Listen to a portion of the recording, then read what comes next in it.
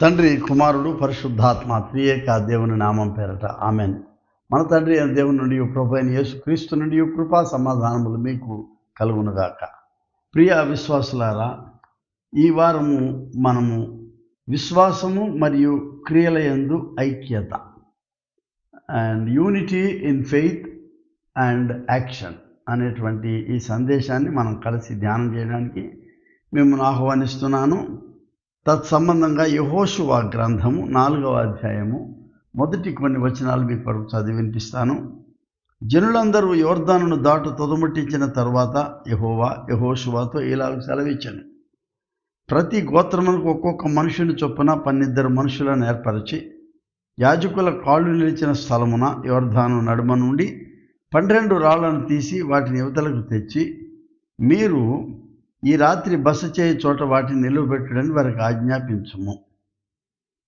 తర్వాత 6వ వచనం చదువుతున్నాను. ఇక మీదట మీ కుమారులు ఈ రాళ్ళెందుకు అని అడుగునప్పుడు మీరు యెహోవా మందసం ఎదుట యోర్దాను నీళ్లు ఏకరాశిగా ఆపబడెను.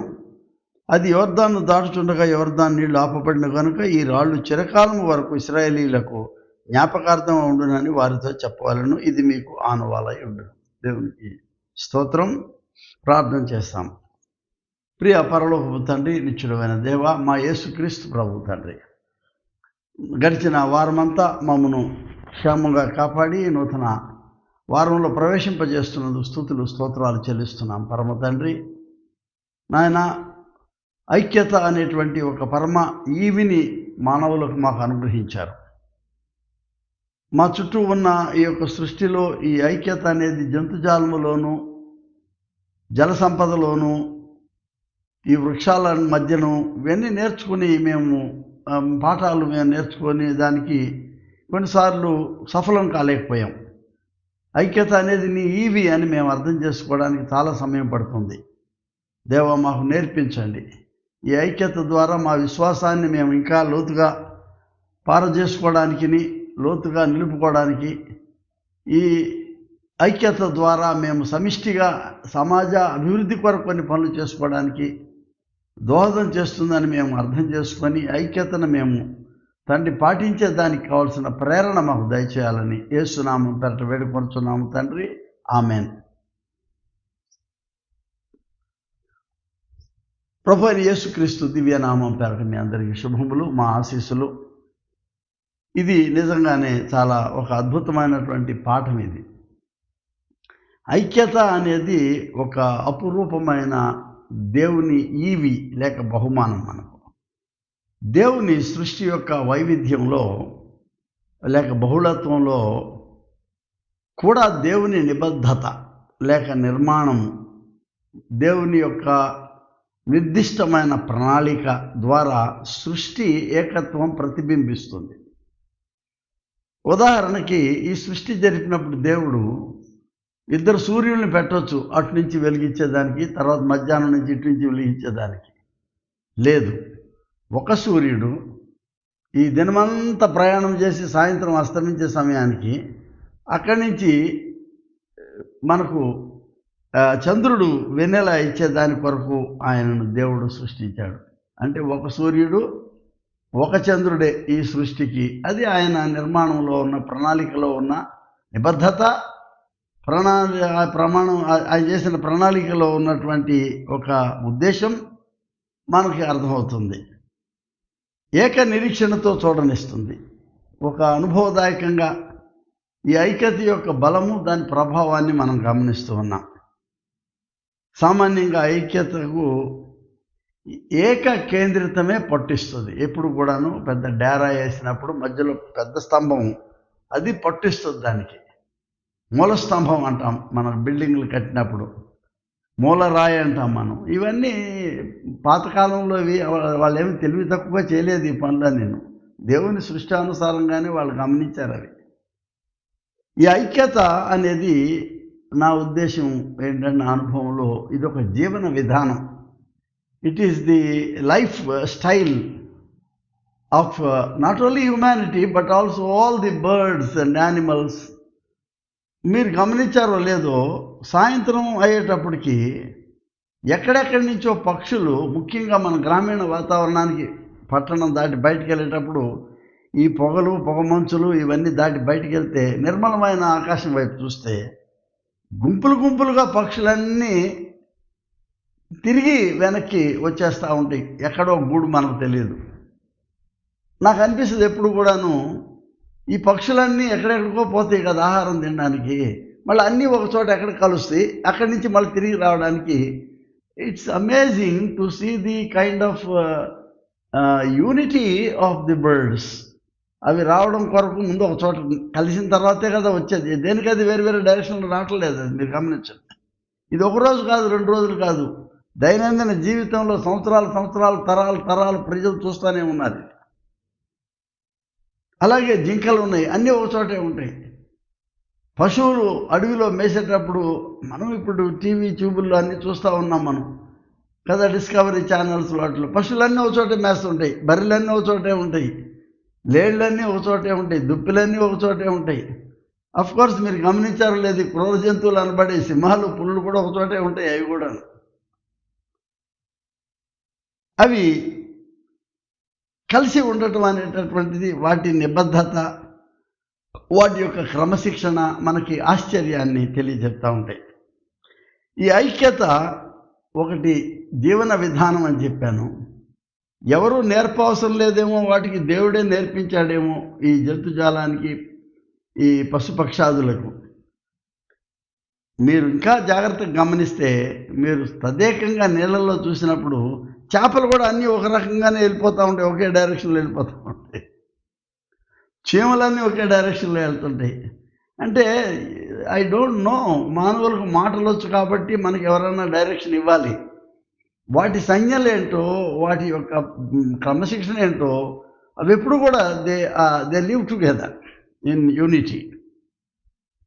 ఐక్యత అనేది ఇంకొక సత్యం ఏంటంటే, అది ఇతరుల ముందు ఎప్పుడు కూడా తెరచి ఉంచిన సత్యం ఇది. It's always open to the other, but never in isolation. మనం ఒంటరితనం అనేది ఎక్కడ కనబడదు. అది ఎసెన్షియల్గా ఏంటంటే, ఈ ఐక్యతలో తమ ఎదురున్న జంతువులు కానీ, పక్షులు కానీ, నిజానికి మనుషులు కానీ, ఎదుటి వ్యక్తి యొక్క నిజ జీవితం తెలుసుకోవడానికి ఈ ఐక్యత చాలా దోహదం చేస్తుందని నేను నమ్ముతున్నాను. మూడవది ఏంటంటే, ఇట్స్ అన్ ఎగ్జిస్టెన్షియల్ డయలాగ్ అన్నాను. అంటే ఉనికి సందర్భంగా ఉండేటటువంటి ఒక నిరంతరమైన సంభాషణ. ఈ ఐక్యత అనేటటువంటిది ఒక సుహృద్భావము, ఒకరి నుంచి ఒకరు నేర్చుకునేదానికి ఐక్యత మనకు చాలా దోహదం చేస్తుంది. నాలుగవది, ఇదొక అవిశ్రాంత అధ్యయనం, ఎ కాన్స్టాంట్ అండ్ అన్టైరింగ్ లెర్నింగ్ ప్రాసెస్. ఇది ఒకళ్ళ దగ్గర నుంచి ఇంకొకళ్ళు నేర్చుకోవడం అనేటటువంటి విధానాన్ని మనం చూస్తున్నాం. ఈ ఐక్యత ఇప్పుడు సమిష్టితనంలో వి లెర్న్ సో మచ్. మన గ్రామీణ జీవితంలో మనకు చాలా నేర్పింది ఇటువంటి విషయంలో. తర్వాత ఏంటంటే, ఇట్స్ ఏ మ్యూచువల్ ఛాలెంజింగ్. మనం ఛాలెంజ్ అంటే నెగిటివ్ కాదు, పరస్పర హెచ్చరిక. ఒక సమిష్టి జీవనంలో మనం ఈ సమాజంలో ఉన్నాము, సమాజ క్రమశిక్షణకి అనువుగా మనం ఉండాలి, కానీ ఆ కట్టుబాట్లు దాటి మనం ఉండడానికి వీలు లేదు. అది ఇటీవల కాలంలో మనకి టీవీలో పెద్ద చర్చలు జరిగినాయి. ఆడవాళ్ళే కానీ మగవాళ్ళే కానీ what kind of dress code that we should maintain in the society అనే దాని మీద చాలా చర్చ జరిగింది. ఒక రకంగా చెప్పాలంటే ఇది పరస్పర హెచ్చరిక, మేలుకొలుపు, మన యొక్క క్రమబద్ధీకరణలో ఎలా జీవించాలనేది తెలియజెప్పడం అని. నా ఇంకొక అబ్జర్వేషన్ అంటే, ఇదొక విశ్వాస యాత్ర. ఇదొక మనం అనుకోని రీతిలో ఇది అసందర్భమైనది ఏం కాదు. దీనికి ఉద్దేశం ఉన్నది, దీనికి ఒక ప్రణాళిక ఉన్నది. మనకు తెలిసినా తెలియకపోయినా we are in the process of this visible united pilgrim జర్నీలో మనం ఉన్నాం. ఈ ఐక్యత విధానంలో, ఈ విధానంలో కొన్నిసార్లు కొన్ని సాక్రిఫైజెస్ ఉంటాయి, కొన్ని త్యాగాలు, కొన్ని సవాళ్ళు ఉంటాయి, కొన్ని కమిటెడ్ ఎంగేజ్మెంట్స్ ఉంటాయి. ఇవి మనం నిబద్ధతతో చేసుకునేవి. స్వేచ్ఛ ఉందని చెప్పి అవతలవాడి స్థలంలోకి పోయి నువ్వు టెన్నిస్ కోర్ట్ వేసుకుంటాను, అవతలవాడి స్థలంలోకి పోయి బావి తవ్వుకుంటానంటే కుదరదు. సమిష్టిగా జీవించినప్పుడు ఎవరి కట్టుబాట్లలో మర్యాదగా సంస్కారంగా మనం ఉండాలనేది తెలియజెప్తుంది. ఇది జనరల్గా ఐక్యత గురించినటువంటి నా యొక్క విషయ ఉపోద్ఘాతం. అయితే యెహోషువ గ్రంథానికి వచ్చేటప్పటికి దీన్ని నేనేమంటానంటే జాషువా మోడల్ ఆఫ్ యూనిటీ అంటాను. అంటే యెహోషువ నమూనా, ఐక్యత కొరకైన నమూనా. ఎట్లా? ఆయన ఏం చెప్తున్నాడు? ముందున్నటువంటి తరంలో ఎర్ర సముద్రాన్ని దాటి వచ్చిన ప్రజలు ఉన్నారు, చెప్పుకుంటూ ఉన్నారు కథలుగా. వాళ్ళకి అది అర్థమైంది. నిజానికి యెహోషువ అందులో భాగస్థుడే, మోషేతో పాటు సహాయం చేస్తూ వచ్చాడు యవనస్తుడు. ఇప్పుడు యోర్దాను ఎదురొచ్చినప్పుడు ఇది యెహోషువ బాధ్యత. ఇప్పుడు దేవుణ్ణి అడుక్కోవడం అనేది ఎలా ఈ దాటాలి అనేది.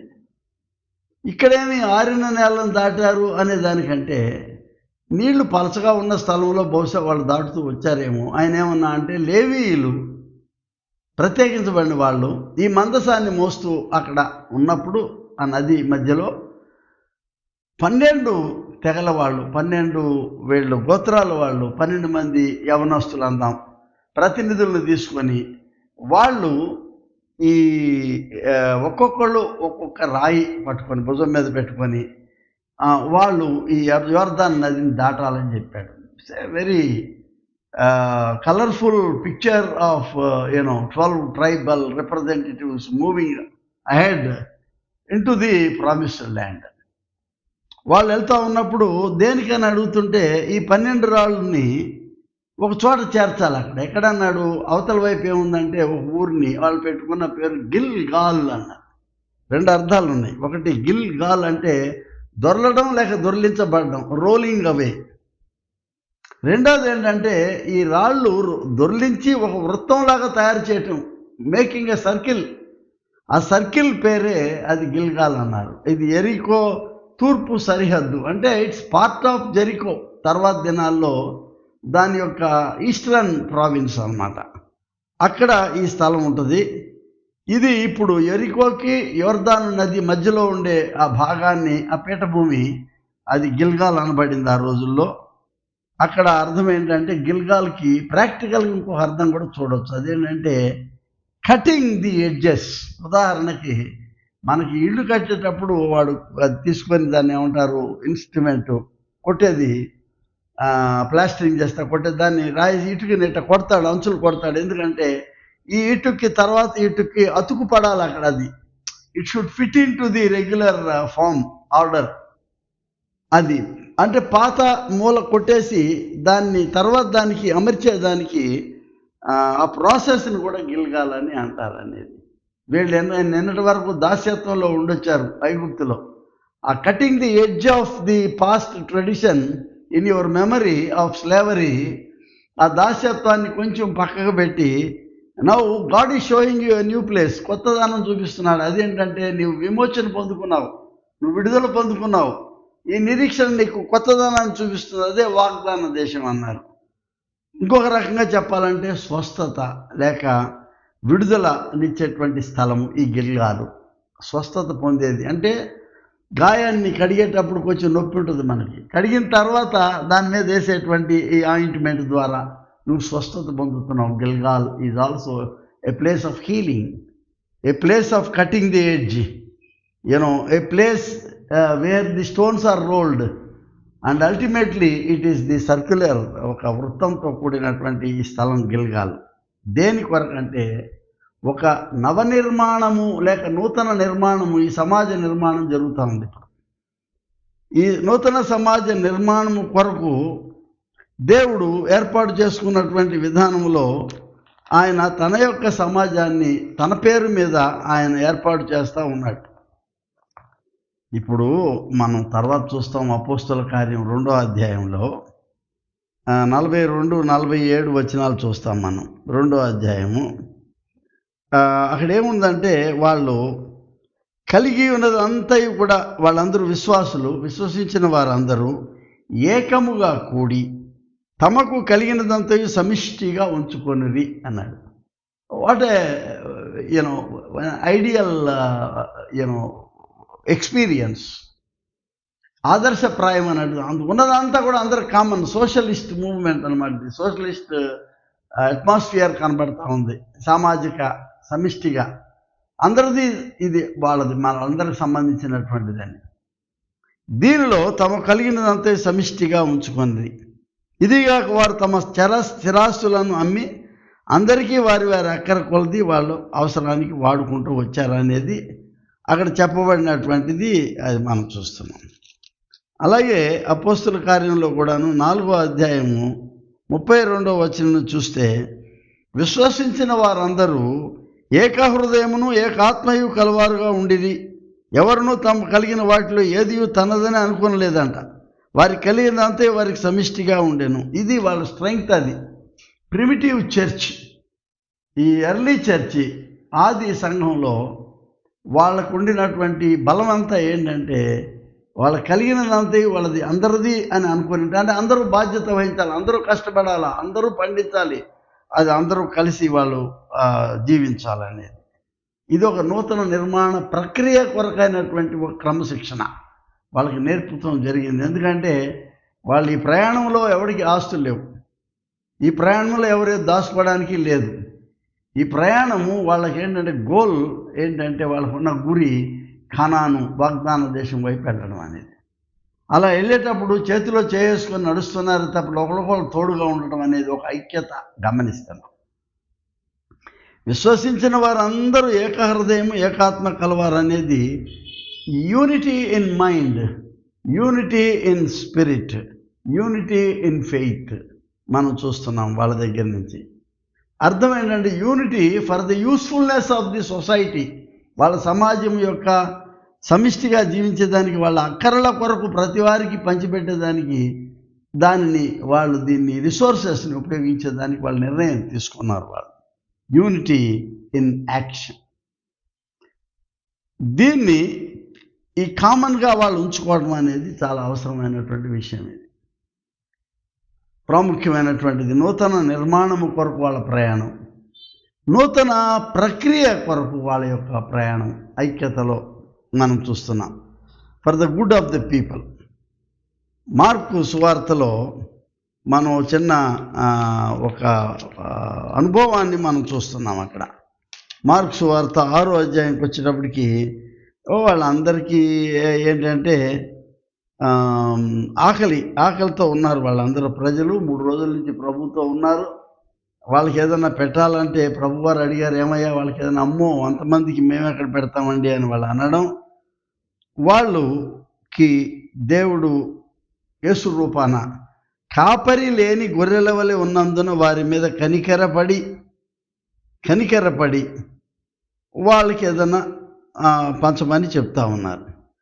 వాళ్ళందరినీ తనిఖీ చేస్తే అక్కడ ఏం దొరికినాయి? 5 రొట్టెలు 2 చేపలు. అఫ్కోర్స్ యోహాను సువార్తలో చిన్న బాలుడు 5 యవల రొట్టెలు అని చెప్తారు, అక్కడ బాలుడు దాసినవి. దీనిని ప్రభువారు ఆయన దీవించి ఆశీర్వదించి వాళ్ళని ఏమన్నాడు, మీరు 50 మంది చొప్పున పంక్తులుగా కూర్చోండి, గ్రూపులుగా కింద కూర్చోమని చెప్పారు. అప్పుడు టేబుల్స్ అవన్నీ లేవు. లాస్ట్ సప్పర్లో కూడా ఈ టేబుల్, ఈ చైర్లన్నీ ఇమాజినరీ పిక్చర్. అది ఇళ్లలో ఎప్పుడు పూర్వకాలం తూర్పు దేశాల్లో టేబుల్స్ చైర్స్ ఉండవు. అందరూ కింద కూర్చొనే, భారతదేశంలో కూడా కిందే కూర్చున్నాం, పాలస్తీనాలో కింద కూర్చున్నారు.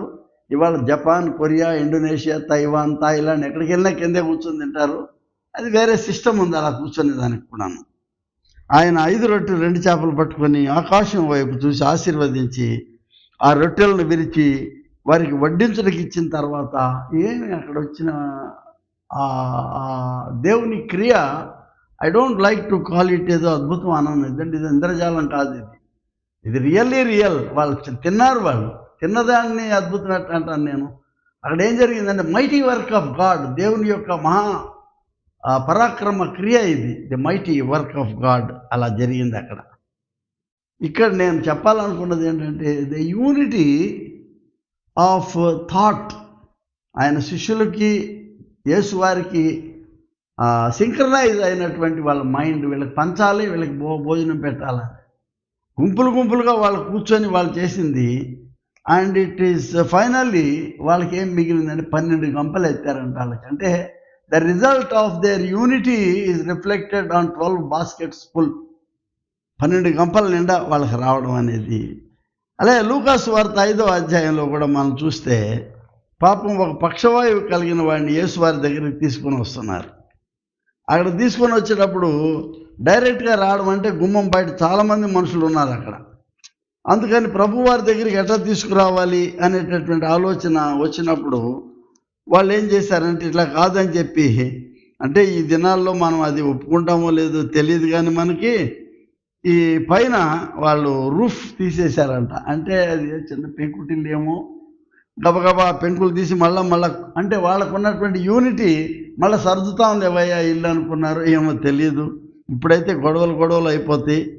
కానీ వాళ్ళు ఆ ఇంటికి తీసుకొని వెళ్ళి ఆ పైన ఉన్నటువంటి పెంకులన్నీ తీసేసి ఆ మంచాన్ని లోపలికి దించారంట అక్కడికి. It's a very interesting theme.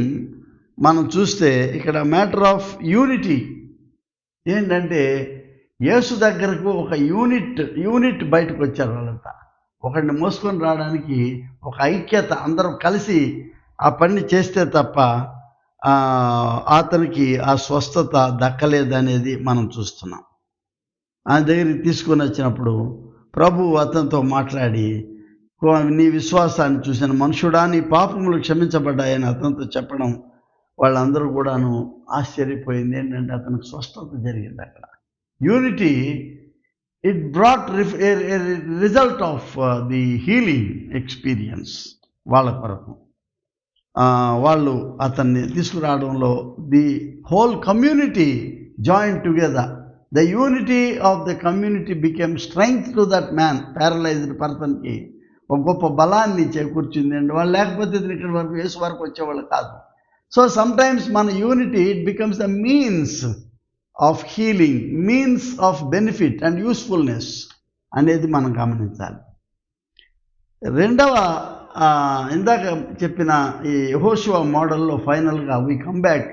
ఆ 12 రాళ్ళని ఒక వృత్తం చేయటం, సింగిల్ సర్కిల్ అవ్వడమే కాకుండా ఫర్ ఏజెస్, రాబోయే తరాలకు అది నిలబడిపోయింది. ఏంటంటే సింబల్ ఆఫ్ యూనిటీగా నిలబడిపోయింది. రెండవది ఎజ్కేల్ మోడల్ని చూస్తాం. ఎజ్కేల్ నమూనాలో 37వ అధ్యాయం మనం చూస్తే, ఎజ్కేల్ 37లో మనం చూస్తే అక్కడ మనం ఒక చాలా ఆసక్తికరమైనటువంటి విషయాన్ని మనం చూస్తున్నాం ఎజ్కేల్లో. అదేంటంటే ఆయన 2 తునకలను పట్టుకున్నాడు.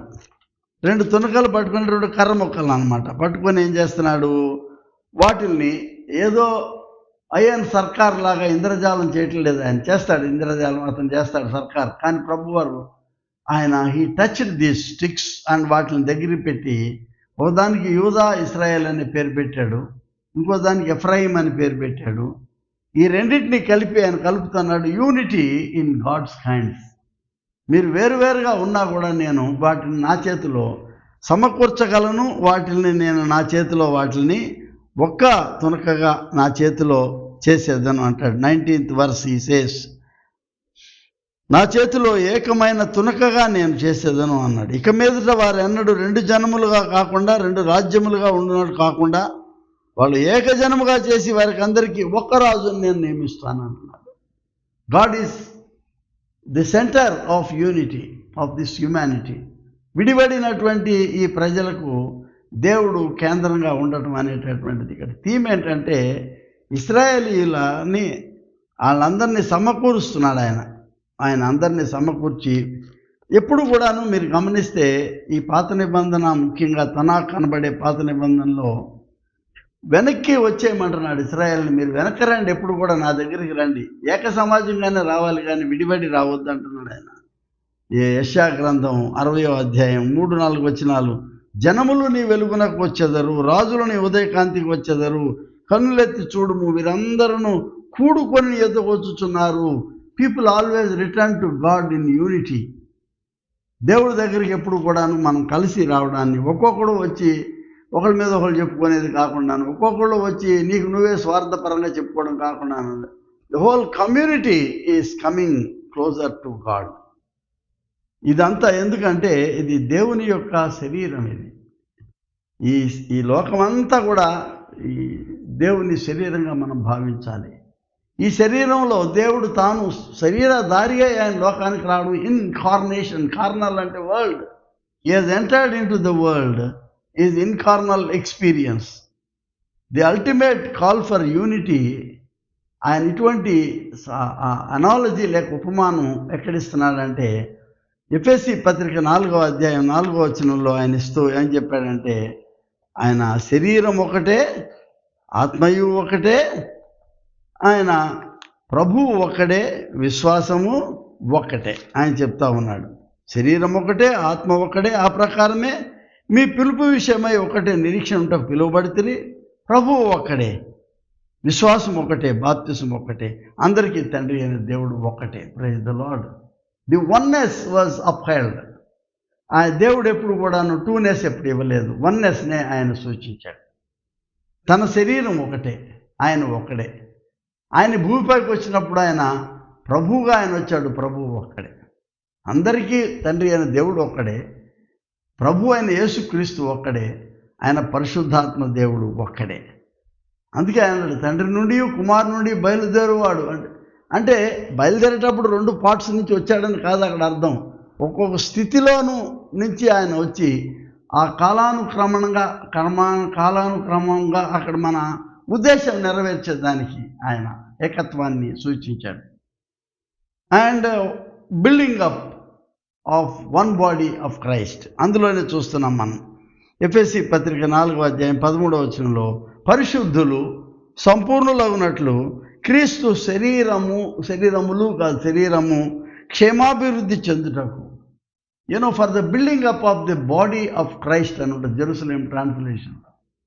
అంటే ద చర్చ్, ద బాడీ, కర్పస్ క్రిస్టియాను, క్రీస్తు యొక్క శరీరం, కాయము, అది ఒకటిగా ఎదగాలి. అది వేరు వేరే సాంప్రదాయాలు ఉండొచ్చు, వేరు వేరే ప్యాటర్న్స్ ఆఫ్ వర్షిప్ ఉండొచ్చు, వేరు వేరే విధానాలుగా మనం పాటలు పాడుకోవచ్చు, కానీ క్రీస్తు కేంద్రితమైనటువంటి సంఘం ఒకటే అంటున్నాడు ఆయన.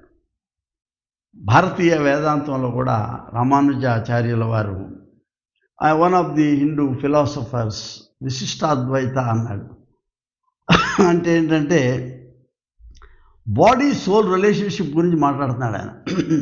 శరీరము ఆత్మ 2 రియాలిటీస్ గురించి మాట్లాడుతున్నాడు. అదేంటంటే శరీరీ భావ.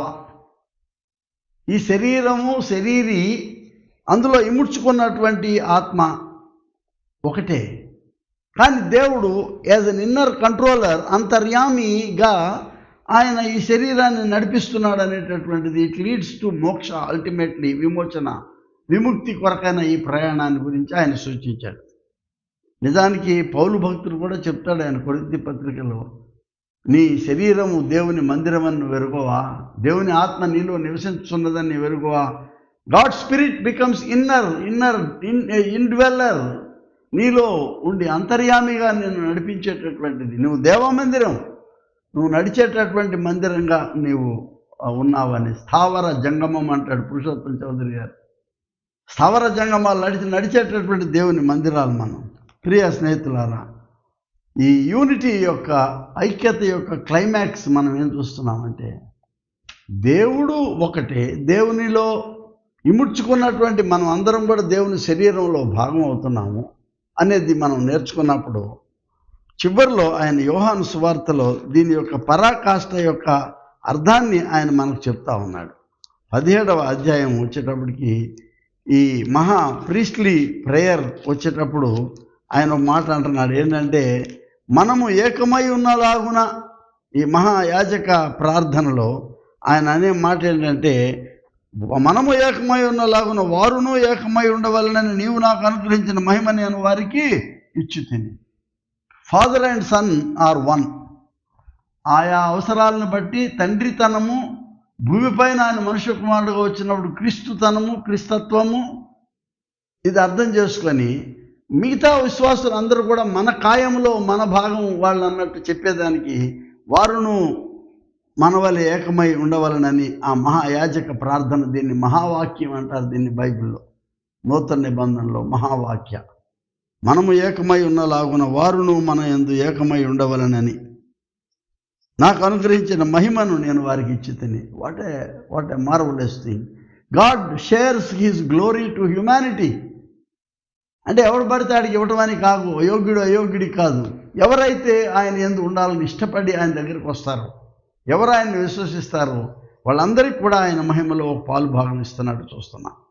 ప్రియ స్నేహితులారా, దేవునిలో ఏకమై ఉండటం అనేటటువంటి ఒక విధానం అయితే, మొదట మనము ఏకమై ఉండవాలనే బేస్ రియాలిటీని చూడాలి. దాన్ని ఏమన్నారంటే బేసిక్ క్రిస్టియన్ కమ్యూనిటీస్. అంటే ఈ పునాదుల దగ్గర ఉన్నటువంటి సామాన్య ప్రజానీకము మన గ్రామీణ ప్రాంతాల్లో, లేక ఈ సంఘం యొక్క పునాదుల దగ్గర ఉన్నటువంటి సాధారణ సమాజాలు మనం ముందు ఏకమై ఉండవలేను. There is a call for unity. Bishop Vedanayagam Samuel Azariah bishop గారు మొదటి ఇండియన్ యాంగ్లికన్ బిషప్ భారతదేశంలో. ఆయన ఇంటర్నేషనల్ మిషనరీ కాన్ఫరెన్స్కి ఎడింబరో 1910కి వెళ్ళినప్పుడు అక్కడ చూశాడు ఇండియన్ ఇతర దేశాల్లో పనిచేస్తున్న మిషనరీలు అందరూ. వాళ్ళు చాలా గొప్పగా మాట్లాడుకుంటున్నారు, భలే పెద్ద సేవ చేస్తున్నాం అది. ఆయన లేచి కొంచెం దుందుడుకు మనిషిలాగా ఆయన తొందరపడి అన్నాడు, ఏమనంటే, ఏమయ్యా, మీరు మాకు మీ కాల్చడానికి మీ శరీరాలు ఇచ్చారు, ఎంతో త్యాగం చేశారు, అంతా బాగుంది, మీ ప్రేమ మాకు ఇవ్వలేదేమయ్యా ఇప్పుడు వరకు, మీ స్నేహాన్ని మాకు ఇవ్వండి అంటే, ఇంకా మీరు దొరతనాల్లో ఉన్నారు, మేము వీళ్ళరా సబ్జెక్టివ్ ఇండియన్స్ అన్నట్టు చూస్తున్నారు. కానీ మనందరం ఒకటే. అదే యేసుక్రీస్తు నువ్వు బోధిస్తున్నావు, అదే యేసుక్రీస్తు నేను బోధిస్తున్నాను. నువ్వు ఒక సేవకుడివి, నేను ఒక సేవకుడిని. ఆ భావన ఎప్పుడొస్తుంది మీలో అన్నట్టు ప్రశ్నించగానే వాళ్ళు మదన పడ్డారు. కొంచెం మనసు కష్టమైన అజరయ్య గారు ఇండియాకు వచ్చిన తర్వాత it took 9 years for him. 1919లో తరంగంబాడి లేక ట్రాంక్బార్ అనే స్థలంలో he called 38 Indian leaders. S K Datta వంటి గొప్ప గొప్ప నాయకుల్ని, కేటీ పాల్ తన సహాధ్యాయి, వీళ్ళందరినీ పిలిచి ఆయన అక్కడ మీటింగ్ పెట్టిన తర్వాత, we should have Indian church, Indian gospel and Indian servants with Indian money. Praise the Lord. భారతీయ సంఘం స్థాపించాలంటే ఇప్పుడు వరకు అందరూ అనుకుంటారు ఇది ఇంగ్లీష్ చర్చ్ అనుకుంటున్నారు. ఇది భారతీయ సంఘం కావాలంటే భారతీయ సేవకులు కావాలి, భారతీయ ద్రవ్యంతో ఈ సేవ చేయాలి, ఈ సువార్త భారతీయ సువార్త కావాలి. We have to adopt this gospel and only then you can build the Indian church అని అన్నాడు. పెద్ద మాట్లాడాడు. అది సాధనలో రాకపోతే అది వ్యర్థమైపోయేది. కానీ ఈ struggle all along for the remaining 20 years. ఎన్నో అవమానాలు పడ్డారు. రెవరెండ్ పాప్లే అనేవాడు, ఇంకెవరెవరు చాలామంది వాళ్ళు వచ్చి ఈ యాంగ్లికనిజం నచ్చని వాళ్ళు ఉన్నారు, వాళ్ళు చొక్కా ప్యాంట్ వేసుకుంటున్నారు, కోట్ వేసుకుంటున్నారు అని వీళ్ళు అన్నారు. అన్ని క్రిటిసిజంలు అయిన తర్వాత కొన్ని నిర్ణయాలు తీసుకున్నారు. మేము కొన్ని సాక్రిఫైస్ చేస్తాం, మీరు కొన్ని సాక్రిఫైస్ చేసి ఈ సాంప్రదాయాలకు మనం ప్రాముఖ్యత కాకుండా ఒకే విశ్వాసము, క్రీస్తు విశ్వాసములో ఆ ఐక్యతను మనం పొందుకునే దానికైతే వీఆర్ విల్లింగ్ అని దక్షిణ ఆయన లేడు పాపం. అజరయ్య తండ్రి గారు 1945లో చనిపోతే 1947 September 27న to the glory of God దక్షిణ ఇండియా సంఘ నిర్మాణం జరిగింది. What a marvellous act of holy spirit, the adventure of the Holi spirit అన్నారు దాన్ని. మహాద్భుతం, పరిశుద్ధాత్మ ప్రక్రియ జరిగింది భారతదేశంలో. మన తర్వాత 25 సంవత్సరాల తర్వాత ఉత్తర ఇండియా సంఘం ప్రారంభమైంది. ఎందుకంటే ఇంత పెద్ద దేశం ఒక్క సంఘం పాలన చేయడం కష్టం అవుతుంది. It is work for the good of the church. 1948లో ఈ ఐక్యత ఒక నాంది అయింది కొంతమందికి. ఈ నాందిలో వాళ్ళు ఏం చేశారంటే యాంగ్లికన్స్, క్యాథలిక్స్ దూరంగా ఉన్నారు, యాంగ్లికన్స్, లూథరన్స్, బ్యాప్టిస్ట్, మెథడిస్ట్ అందరూ కూడా ఏకమై 1948 ఆమ్స్టర్డామ్లో వరల్డ్ కౌన్సిల్ ఆఫ్ చర్చెస్, ప్రపంచ క్రైస్తవ సమాఖ్య ప్రారంభించబడింది. To the glory of God. మనకి చర్చ్ ఆఫ్ సౌత్ ఇండియా స్థానికంగా భారతదేశంలో, ప్రపంచ స్థాయిలో ప్రపంచ క్రైస్తవ సమాఖ్య. ఈ రెండు మహాద్భుతమైనటువంటి పరిశుద్ధాత్మ క్రియలుగా మనం వాటిని ఆస్వాదించాలి, అంగీకరించాలి, దేవునికి మనం కృతజ్ఞతలు చెల్లించాలి. ఈ ప్రపంచ క్రైస్తవ సమాఖ్య భారతదేశం వరకు తెచ్చారు 1961లో. అప్పటి ప్రధానమంత్రి జవహర్లాల్ నెహ్రూ గారు వచ్చి అడ్రస్ చేశారు మనల్ని. ఇది ఒక great venture of the Holi Spirit, ఐక్యతా విధానం. ప్రియ స్నేహితులారా, ఐక్యత అనేది ఇట్స్ ఎ గ్రేట్ విట్నెస్ చుట్టూ ఉన్న సమాజానికి గొప్ప సాక్ష్యం. నేను ఎప్పుడు వాడే పదం పరిమళ భూయిష్టమైన సాక్ష్యం అంటాను. It should give good smell. మన దగ్గర నుంచి పరిమళాన్ని వెదజల్లాలి. అంతేకాదు ఇది ఒక గ్రేట్ సాక్రమెంట్, ఇది ఒక సంస్కారం. ఐక్యత అనేది సంస్కారం. మనం అందరం కలిసికట్టుగా వెళ్ళి క్రీస్తు శరీరంలో పాలిభాగస్తులు ఉండటం అనే ఒక సాక్రమెంట్. అందుకే దీన్ని కార్పస్ క్రిస్టియానం అన్నాం. ఎటు తిప్పినా మనం ఒకే శరీరం, క్రీస్తు శరీరం, క్రీస్తు కాయం. నువ్వు ఇంగ్లాండ్లో ఉండు, జెనీవాలో ఉండు, డెన్మార్క్లో ఉండు, ముచ్చినపల్లిలో ఉండు, ఇక్కడ we all praise the Lord. Christ is centre of our church to the glory of God. ఇవాళ 2025 సంవత్సరాలు క్రైస్తవ సంఘ వార్షికాన్ని మనం సెలబ్రేట్ చేసుకుంటున్నాం. 1700 సంవత్సరాల నైసియా విశ్వాసం, మనం తండ్రి కుమార పరిశుద్ధాత్మ త్రియేక దేవ ఏకా సిద్ధాంతాన్ని మనం పునరుద్ఘాటన చేసుకొని 1700 సంవత్సరాలు మనం నేర్చుకుంటున్నాం. కథోలిక్ ఈ సంఘం ఇది. కథోలిక్ అంటే రోమన్ కాథోలిక్ అని కాదు నేను అనేది. కథోలిక్ అంటే యూనివర్సల్. ఇది విశ్వజనీయమైన సంఘంగా దీన్ని పరిగణిస్తున్నాం. అట్ ద సేమ్ టైం ఇది అపోస్తోలిక్ చర్చ్ అంటే పంపబడిన సంఘం. ఇది 200 సంవత్సరాల క్రితం ఆఫ్రికాలోనూ లేకపోతే భారతదేశంలోనూ కొరియాలోనూ చర్చి లేదు. దేవుడు పంపగా వచ్చిన అపోస్తలుల ద్వారా ఏర్పాటు చేయబడినటువంటి విత్తబడినటువంటి ఈ యొక్క సంఘం అపోస్టాలిక్ చర్చ్. స్నేహితులారా, యూనిటీ ఎప్పుడు కూడా సంపూర్తి అవ్వదు. ఏదో వృత్తం చూపిస్తాం కానీ మనం ఎప్పుడు సంపూర్తి కాదు. ఇది ఇట్స్ అన్ ఇన్కంప్లీట్, అన్ఫినిష్డ్. ఇది అసంపూర్తి నిర్మాణం. నా పితరులు ఇచ్చిపోయిన స్థలంలో మా నాన్నగారు దాన్ని, ఆ ఇల్లుని కొంచెం ఆయన కట్టిపోయినటువంటి రిల్లుగడ్డి తీసేసి పెంకేసుకున్నాడు. నా సమయం వచ్చేటప్పటికి నేను చుట్టూ పిల్లర్స్ వేసి దాన్ని స్లాబ్ వేశాను. నా కుమారులు వచ్చేటప్పటికి ఏం చేశారు, కింద పునాదులు గట్టిగానే ఉన్నాయి, పైన ఇంకొక ఫ్లోర్ వేద్దాం అనుకుంటాడు. So there is a constant construction and building up of the people of God జరుగుతూనే ఉంది. ఇది అసంపూర్తి నిర్మాణం. ఇది అనంతమైనటువంటి విశ్వాస యాత్ర. ఇక్కడ ఆగదు. ఇది నడుస్తూ ముందుకు వెళ్ళిపోతూనే ఉంటుంది. కొంతమందికి ఏమో 1500 సంవత్సరాలు అయింది కూడా వచ్చి, కొంతమందికి 1000 సంవత్సరాల క్రితం వచ్చింది. భారతదేశంలో మరి తోమా గారు తెచ్చిన దాన్ని అయితే ఇవాళ 2000 సంవత్సరాలు వాళ్ళు సెలబ్రేట్ చేస్తారు. కానీ తూర్పు తీరం వచ్చినప్పుడు మనం ఇంకా 200-300 సంవత్సరాల వార్షికం. We are young church. We continue to progress in this pilgrim journey with unity. మనం ఆధిక్యతలో నుంచి అధిక మహిమలోనికి ఎదుగుతూ ఒక చేసే ప్రయాణంలో నిరంతరమైన మార్పు జరుగుతూ ఉంటుంది. ఎప్పుడు ఏదో ఒక మార్పు జరుగుతూనే ఉంటాయి క్రైస్తవ సంఘాల్లో. స్టాటిక్గా ఉండదు, స్టాగ్నెంట్గా ఉండదు. It's dynamic. ఇది మార్పు చెందుతూ ఉంటుంది, ఎదుగుతూ ఉంటుంది. But one thing is that this is cross centred. క్రీస్తు కేంద్రితమైన, శిలువ కేంద్రితమైన క్రైస్తవ సంఘం ఇది. ఇది ఎప్పుడు కూడాను ఆ పరిమళ భూయిష్టమైనటువంటి ఆ పరిమళాన్ని ఇది వెదజల్లటమే. ఓ ప్రక్కన సువార్త ప్రకటన, ఎవాంజలిజం, మరో ప్రక్కన ఆరాధన ఆర్ వర్షిప్, ఇంకో ప్రక్కన డయకోనియా పరిచర్య, మరో ప్రక్కన సహవాసం మన కోయినోనియా. ఈ నాలుగు petals of this lotus flower, beautiful flower. Church of south ఇండియాకి ఈ ఫ్లవర్ని తీసుకొని వచ్చాక తర్వాత వేరే సైద్ధాంతిక వాళ్ళు 1970 తర్వాత తీసుకుని ఆ ఫ్లవర్ పెట్టుకొని ఒక పార్టీలకు పెట్టుకున్నట్టు కాదు. అందరికంటే ముందు భారతదేశంలో ఒక సంఘానికి, ముఖ్యంగా క్రైస్తవ సంఘానికి ఫ్లవర్ని పెట్టి this is our national flower అని ఇచ్చింది church of south India. Not to be academic. ఈ యూనిటీ అనేది ఇది విజ్ఞానపరమైందో లేకపోతే ఇంకేదో పుస్తక రూపేణ ఎదిగే సంఘం కాదు ఇది. It is but unity in action. మన యొక్క క్రియలలోనూ, మన ఉద్దేశాల్లో, మన ప్రక్రియలలోనూ మనము ఈ ఐక్యత. It is not theoretic. ఇదేదో ఇది తత్వానికి సంబంధించినటువంటి ఐక్యత కాదు, కానీ అనుభవనీయమైనటువంటి ఐక్యత, సాక్ష్యపరమైనటువంటి ఐక్యత. బేసిక్ క్రిస్టియన్ కమ్యూనిటీస్ అన్నాను నేను. ఈ గ్రామీణ ప్రాంతం నుంచి సామాజిక పరమైనటువంటి అంచులలో ఈ ఐక్యత మనకు కావాలి. యూనిటీ ఆఫ్ ప్రేయర్ పెట్టారు. దాని గురించి ఇంకోసారి మాట్లాడతాను నేను.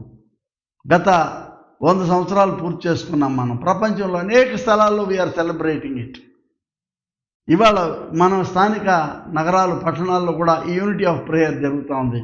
యూనిటీ ఆక్టేవ్ అంటున్నారు. వారం రోజులు ఏదో ఒక సంఘంలోకి పోయి అందరూ పోయి మనం ప్రార్థనలు చేసుకొని ఇది నడుస్తూ ఉంది ఇప్పుడు. ఎందుకనంటే వీ ఎక్స్ప్రెస్ అవర్ సాలిడారిటీ, వాళ్ళతో మన ఐక్యతను. వాళ్ళ అవసరాలు మనకు తెలియదు, మన అవసరాలు వాళ్ళకు తెలియదు. ఒకళ్ళ అవసరాలు ఒకళ్ళు మనం పునరుద్ఘాటన చేసుకోవడానికి ఇది మంచి అవకాశం. ఫలానా సంఘాన్ని తగలబెట్టేశారంట అంటే అవునా ప్రార్థన చేస్తామండి అని మోకరిచ్చే ప్యాసివ్ క్రిస్టియానిటీ కాదు కావాల్సింది. నువ్వు వెళ్ళాలి అక్కడికి పోయిండి. అది మాది కాదు వాళ్ళు క్రీస్తు సంఘమే. అది కూడా మన అందరం పోయి అక్కడికి పోయి నీ సాలిడారిటీని ఎక్స్ప్రెస్ చేయి. If you can do something together, you talk to people. నాయకులతో అక్కడ మాట్లాడి ఎందుకు ఇలా జరిగిందని. మనం చేస్తున్నాం, అది జరుగుతూ ఉంది. అది అక్కడ కందమాళ్ళలో చర్చెస్ అన్ని దుగ్ధం చేసినప్పుడు చాలామంది పరిగెత్తుకుని వెళ్ళారు అక్కడికి. ఛత్తీస్గఢ్లో జరుగుతూ ఉన్నప్పుడు భారతదేశపు ఉన్నత పదవుల్లో ఉన్న వాళ్ళ దగ్గరికి ఈ జాతీయ నాయకులు వెళ్తున్నారు, మాట్లాడుతున్నారు అక్కడ. That's why the National Council of Churches or the All India Christian Council వంటి ఇవన్నీ కూడా ఏర్పడింది దేనికంటే ఈ బేసిక్ క్రిస్టియన్ కమ్యూనిటీస్ నుంచి ఎదిగినటువంటి ప్రతినిధులే అక్కడ ఉంది. కానీ స్థానికంగా మన విజిబుల్ యూనిటీని మనం సూచించాలి. ఇక్కడ ఏదో సామెత ఉంది, ఎవడో ఓ పలానా వాడు కనబడినప్పుడు ఆయన ఒకడొకడు కౌగులించుకున్నప్పుడు సలాం అలైకుం అంటే ఇంకోటి సలాం అలైకుం అంటాడంట. కౌగులించుకున్నారు, బాగుంది. ఇంకోటి చక్కగా చూస్తే నమస్కారం నమస్కారం. ఇద్దరు క్రైస్తవులు ఎదురైనప్పుడు వాడు ఇటు మొహం తిప్పుకొని వెళ్ళడం అనేది తప్పది. నువ్వు కూడా embrace, it's the time to embrace. కౌగిలించుకునే సమయం, నీ గుండె చప్పుడు వాడు వినే సమయం. You must hand in hand కలిసి చేసే పనులు చాలా ఉన్నాయి. తుఫాన్లు వచ్చినప్పుడు మనం కలిసి ఆ గ్రామాల పునర్నిర్మాణం చేయాలి. వరదలు వచ్చినప్పుడు ఆ గ్రామాలకు కావాల్సిన సరుకులు సరఫరా చేయడానికి మనం కలిసి చేయాలి ఆ పనిని. విలేజ్ రీకన్స్ట్రక్షన్ చేయాలా, మన బస్తీలు రీకన్స్ట్రక్షన్ చేయాలా. ఎంతసేపు ప్రభుత్వం ఏమి ఇస్తాని కాకుండా, ఏం క్రైస్తవ సంఘం చిన్నదేం కాదు. మీకు వచ్చేటువంటి ఆఫరింగ్స్లో why don't you allot something for the social service? మన సంఘాల నుంచి క్యాటలిస్ట్స్ మనం ఎందుకు వాళ్ళు సహాయం చేయలేకపోతున్నాం? HIV AIDS వాళ్ళ యొక్క అవసరాలకు ఎందుకు పిల్లల కొరకు మనం నరిష్మెంట్ని ఇవ్వడానికి, లేకపోతే డ్రాప్అవుట్ గర్ల్స్ కొరకు చిన్న చిన్న మెషిన్లు కొనిచ్చి ఆ కుట్టు పారిశ్రామిక ఆ ట్రైనింగ్లు ఎందుకు ఇవ్వలేకపోతున్నాం మనం? ఇంకా పాఠశాలల దగ్గర పిల్లలకి హాస్టల్స్ పెట్టి మనం కలిసి యునైటెడ్గా ఎందుకు చేయలేకపోతున్నాం? ఆ ఒక్క మిషనే ఎందుకు చేయాలి? మనం అందరం కలిపి it's a machine of Christ, machine of God, United. ఎందుకు ఈ ఐక్యనాదాన్ని మనము అర్థం చేసుకోలేకపోతున్నాం? పార్టిజాన్షిప్, కంపార్ట్మెంటల్ లైఫ్ని వదిలేయాలి క్రైస్తవ సంఘం. You have to break the barriers, break the chains of selfishness. మనం అందరం కూడా ఇది క్రీస్తు యొక్క ఆ ఆజ్ఞకు దోహదం చేస్తూ నీవు నేను ఏకమైనలాగున మనము వారును మన యందు ఏకమై ఉండవలెనని, that they all may be one should become our motto, should become our mantra. అది మన యొక్క స్లోగన్ కావాలి. ప్రియ స్నేహితులారా, ఈ దినము మన విశ్వాసాన్ని పెంపొందించేదానికి ఐక్యత అవసరం, ఫెలోషిప్ కావాలి. నీ విశ్వాసంలో నువ్వు చెదరకుండా నిన్ను బలపరుచడానికి సహవాసం కావాలి. నీ విశ్వాసంలో చెదరకుండా అందరం కలిసి సమిష్టిగా ఈ సమాజాన్ని నిర్మాణం చేసుకోవడానికి, అక్కడ కూడా మేము క్రైస్తవులకే సహాయం చేసుకుంటాం అనేది కూడా తప్పది. We are all born in the image and likeness of God. కాబట్టి మనం ప్రతి మానవుని మానవుడిగా చూడాలి. అంటే వాళ్ళు నీలో ఏం చూడాలంటే ఒక అథెంటిక్ హ్యూమన్ ఫేస్ ఆఫ్ గాడ్ని చూడాలి. దేవుడు నిన్ను నిర్మాణం చేసినప్పుడు ఏ ముఖం ఉన్నదో ఆ ముఖం. సడన్గా అనగాకండి దేవుడి ఇమేజ్ అని, ఎందుకంటే అప్పుడే అంత ఎదగలేం మనం.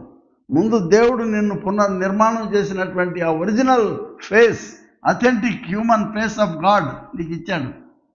అది జీవించడానికి మనం ఐక్యత ద్వారా మనం ప్రయత్నం చేయాలి. దేవుడు అందుకు తగిన దోహదం మనకు మన సంఘాలకి అనుగ్రహించాలని నేను కోరుకుంటూ మిమ్మల్ని దీవించి ముగిస్తున్నాను. God bless you. ప్రార్థన.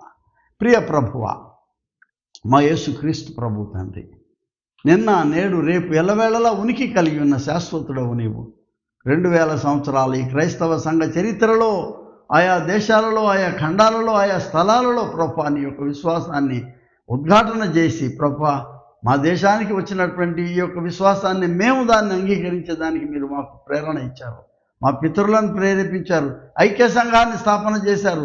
ఇవాళ మేము మా సంఘాలలోనూ ఇది మాది మాది అని కొట్టుకునే దానికంటే ఇది అందరి యొక్క సమిష్టి సమాజము క్రీస్తు సమాజము, క్రీస్తు కేంద్రిత సమాజము, క్రీస్తు పాలిత సమాజం. కానీ ఇది మానవాళి అంతటికీ ఉపకరించేటటువంటి సమాజం కాగలిగినట్లుగా నీ యొక్క అసలైనటువంటి నీవు ఏ ఉద్దేశంతో మానవుని నిర్మాణం చేశావో, నీ స్వరూపం నీ పోలికలో, ఆ స్వరూపం ఆ పోలికను మానవులందరూ మా మొహాలపై చూసేదానికి కావలసిన అథెంటిక్ సత్యాతి సత్యమైన ఆ రూపుని మరలా మా సంఘాలలో మాకు అనుగ్రహించుమని, ఈ ఐక్యత ద్వారా నీవే మహిమ ఘనత కీర్తి పొందుకోమని యేసునామం పేరట వేడుకొనుచున్నాం పరమ తండ్రి. ఆమెన్. మన ప్రభు అయిన యేసుక్రీస్తు కృపా తండ్రి అయిన దేవుని ప్రేమ, పరిశుద్ధాత్మ యొక్క నిత్య సహవాసం మనకు మన సంఘాలకు సదా తోడయుండును గాక. ఆమెన్.